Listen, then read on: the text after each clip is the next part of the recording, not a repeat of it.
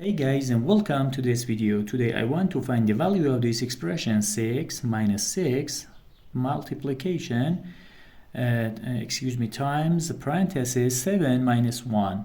And maybe you solve this expression like this. First, 6 minus 6 gives us 0 and 0 times 7 minus 1 gives us 6.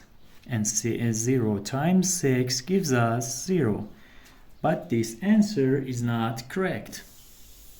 According to the rules of mathematics, PEMDAS, that is here, we have to solve this math expression in this way. First parentheses, then exponent, then multiplication and division, and then addition and subtraction. So according to this rule, we have one parenthesis here that we have to solve it first. 7 minus 1 gives us 6.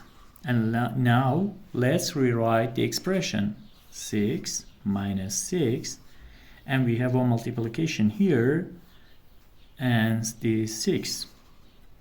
So according to this rule, multiplication has higher priority than the subtraction. So we have to solve it first. 6 times 6 gives us 36. And now 6 minus 36 gives us negative 30. Thank you for watching.